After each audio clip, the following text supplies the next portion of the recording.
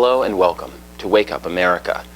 When the Obama administration set up its first stimulus package in 2009, it put together nearly $800 billion that was supposed to be the first step toward recovery.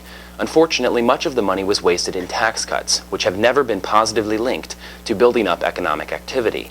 The administration put $310 billion into tax cuts and rebates for the middle class.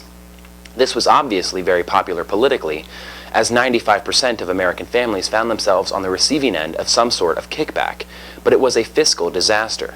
The vast majority of the rebate checks went straight into bank savings accounts, acting as a sort of additional boost to the already bailed-out financial industry. They never went out into the economy, and the administration should have seen that coming. Now, after having wasted their political and monetary capital on an ill-advised and mismanaged stimulus a year ago, there's nothing left today for the people who could truly use such a kickstart. Nobel Prize-winning economist Paul Krugman, along with many of the best and brightest minds in the economic community, have called on the administration to put together what some are calling a hard stimulus. Economist, author, and former vice presidential candidate Pat Choate wants to see the administration create a national infrastructure bank.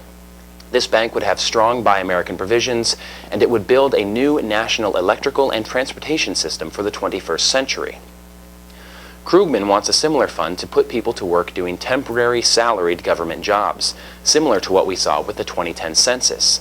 There are plenty of public works projects in desperate need of funding, and plenty of nonprofit groups that could use a boost to help serve their communities.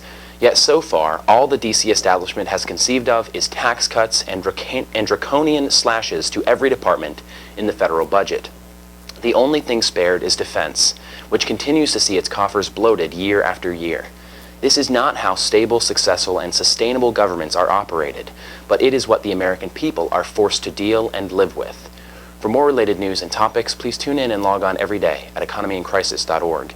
And for up-to-date news on events from concerned citizens and economy in crisis, please visit us on meetup.com. Wake up, America! Open up your eyes! Wake up, America! Wake up!